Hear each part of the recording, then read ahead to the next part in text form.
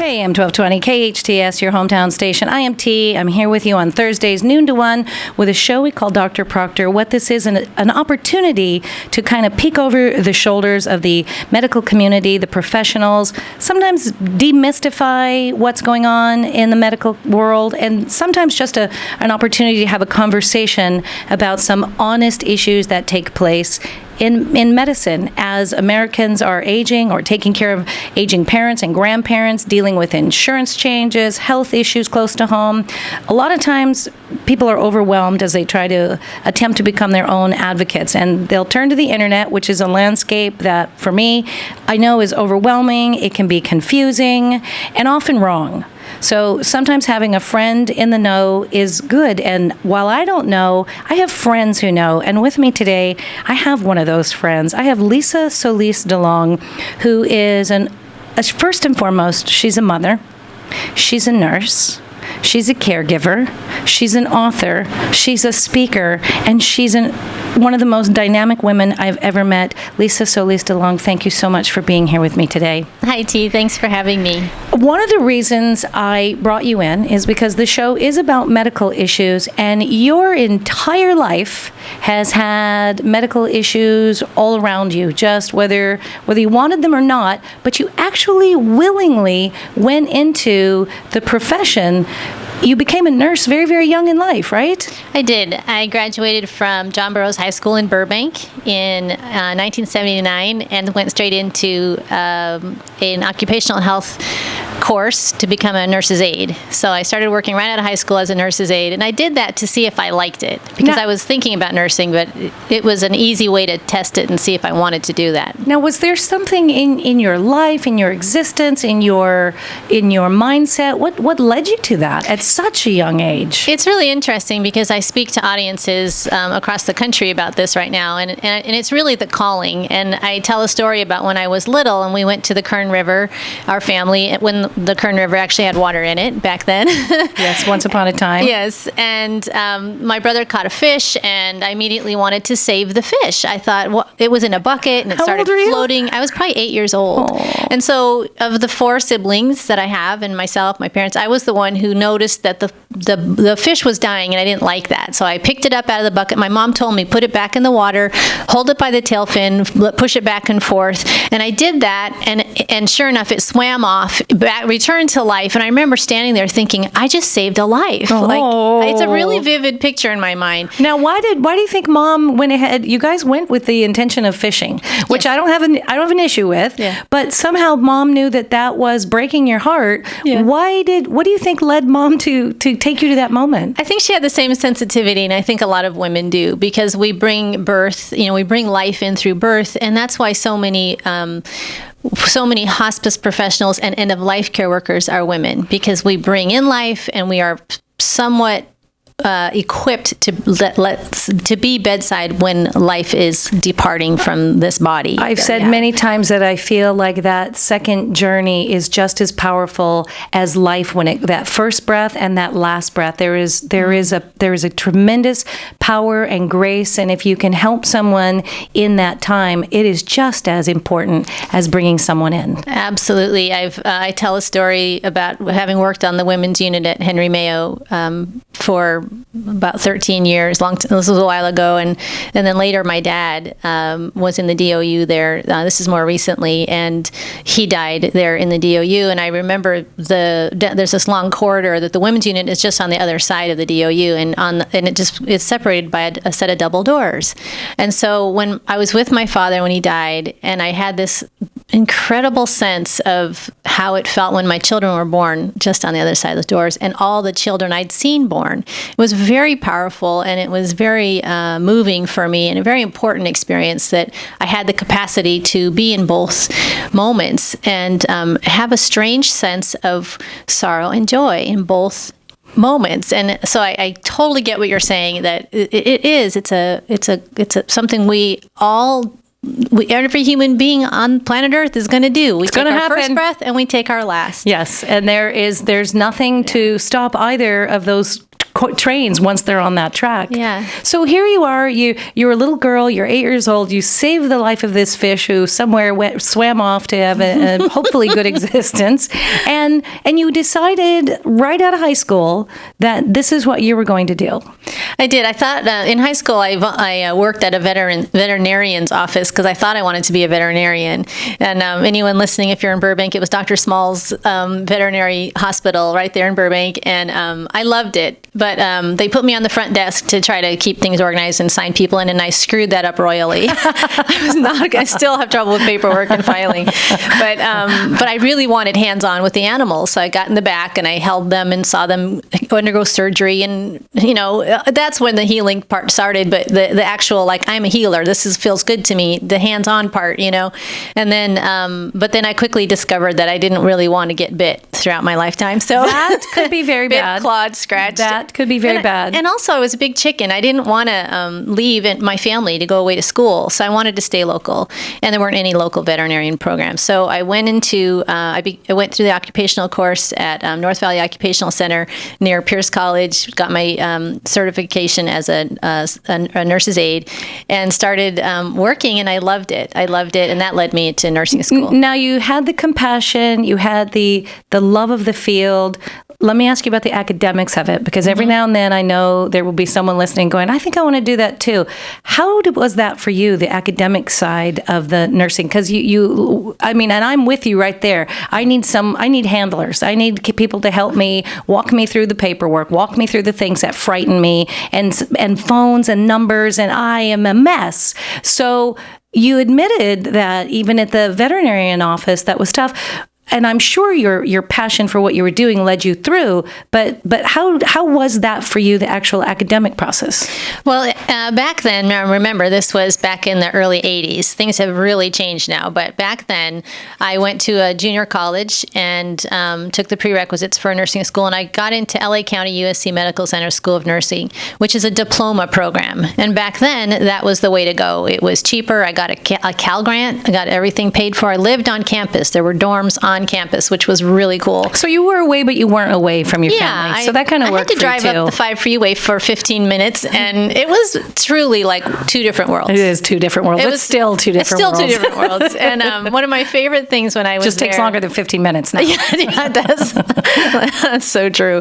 But I loved being in the living on campus environment. And one of the things I used to love to do then was to go up on top of the roof there in the nursing dorms and look out over Los Angeles when the lights were going down, and that's magical. Lights were coming on, the sun was going down, and it was magical. And I remember thinking, like, I wonder who's going to get shot out there tonight. Like, who's going to get stabbed? Spoken like a true nurse, right? And so those were because I was working on a floor that we had a lot of trauma victims and stuff like that. So, so the rest of it, the academics were kind of an aside. It was a program that took a dedicated commitment for sure, but I had all the help I needed. And your love for it took you through. Yeah, I think when you're passionate for something, no matter what the challenge is, do what you love, and the brain cells will follow. I think that's more the and I'm proud to say that I graduated from a diploma program as well, because we had such great hands-on experience. And back then, if you were a county grad, you went straight into a job, and then the job site trained you for what you needed.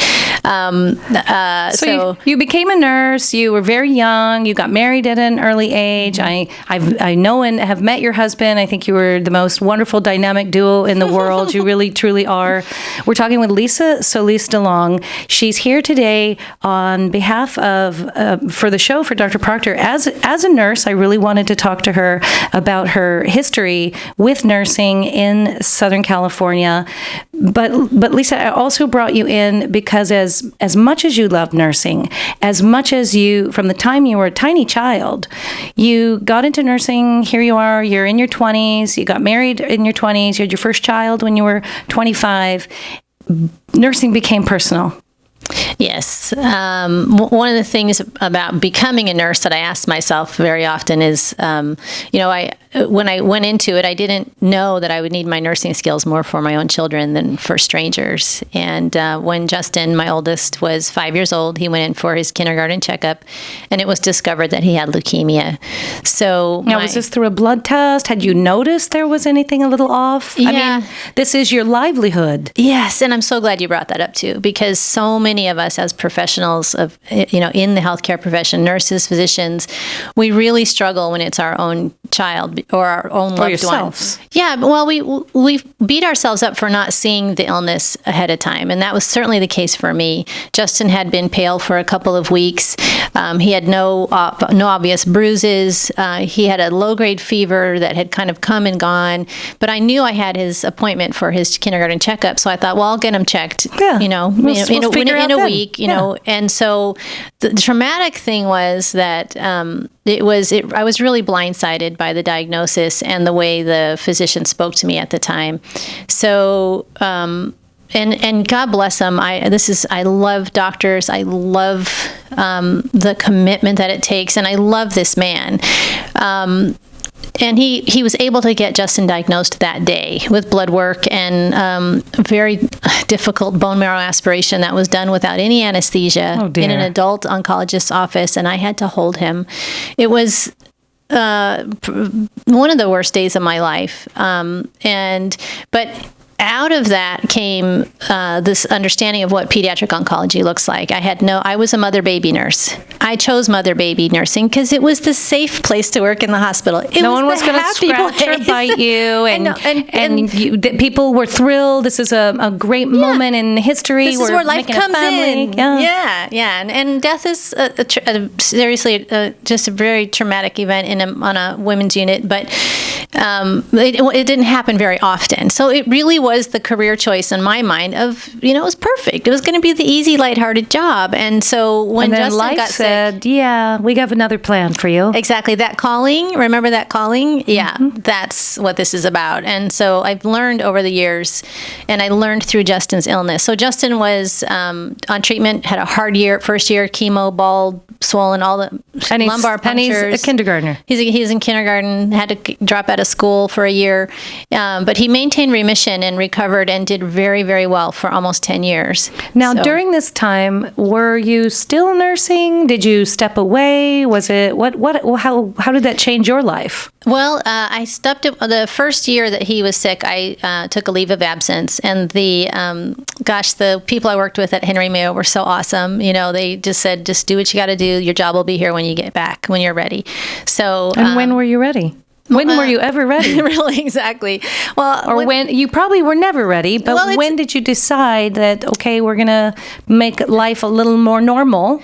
It was about the year mark when Justin started maintenance therapy, because leukemia treatments are very long. The first year he was too sick for me to leave him alone with anyone else. I could not. There was too much instability. But when they start maintenance therapy, it's oral chemotherapy, once a month inpatient not inpatient, but once a month clinic visit, and he had a central line. It wasn't there anymore, and so everything kind of got more normal at that time. And it was important for him too, for you to have some kind of new normal in your life, right? Exactly. And it felt good to go back to work. Honestly, I loved going back to work at that point. Back to mother-baby? Mother-baby at, women's unit at Henry Mayo. And I had a lot of emotional support there from my peers. And it felt good to go back to something that was familiar to me, something that I felt I could see if there was something wrong, that I was a very good nurse, and I loved working there. I'm sure there are a lot of patients, a lot of families that hear the name Lisa Solis DeLong and go, oh my gosh, yes, she was there for us.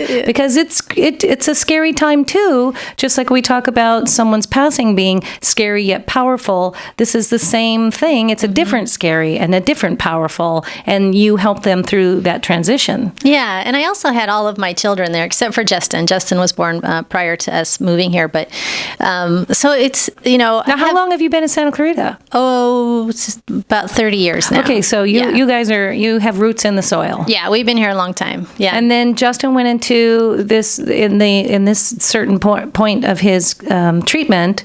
How old was he when that all started to happen? So Justin, so he was 5 at diagnosis. He started maintenance therapy when he was 6, and then he went back to school and had a very normal life. We had more children. Jessica was already 2 at the time when Justin was diagnosed, and then we added JoJo, and Dave, my husband, is a track and cross country coach at Canyon High School. We went to all of the meets. We lived a couple blocks from the campus, and that was intentional so that we could incorporate our life with the team, and we had built-in babysitters, and we had a very full and rich and healthy life. I have to say, it was as time went on and our family grew, the furthest thing from our mind was cancer. Justin was the success story. I remember walking into the clinic repeatedly, so many times where I was like, seeing other kids who were ill, and I had this like awareness that, man, we're so lucky. We're so blessed. We're the success story. We're the ones Justin's the one who made it. And all the way through, I have such a great love for healthcare providers. For professionals, I have a great love for my HMO. You hear a lot of bashing about HMOs. I love my HMO. Facey, thank you. Blue Shield HMO. They've been incredible to us. And the people who work in those places and the kind of courage that it takes to step in, I get choked up when I think about it because I've been on the other side of it. I know how dangerous it is really to step into healthcare.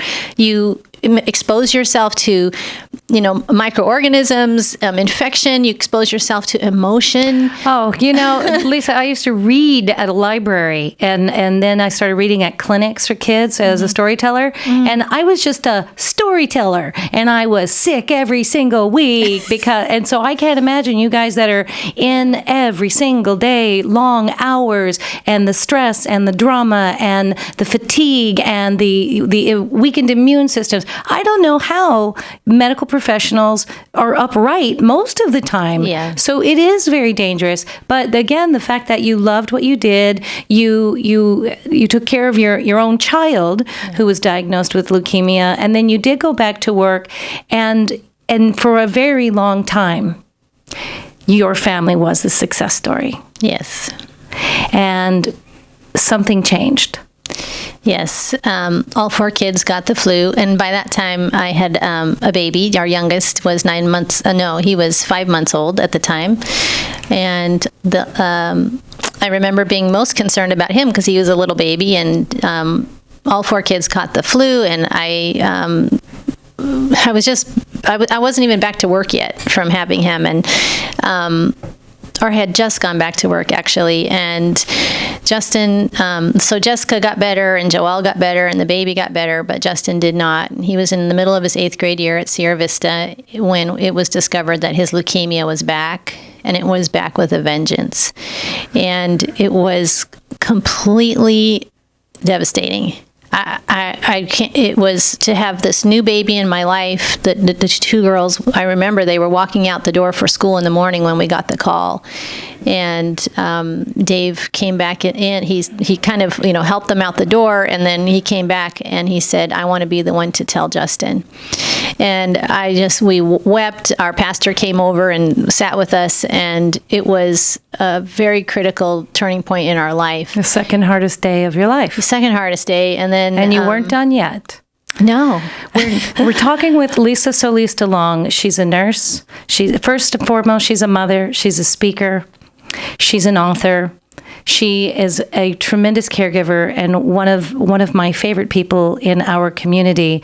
We're going to take a break. We're going to come back and talk to her about what that next step was and where this all led you on the second chapter of really your life, Justin's life, Jacob's life, your entire family, and where your medical background has taken you. And I'm very much looking forward to learning where this next step took you as you continued on.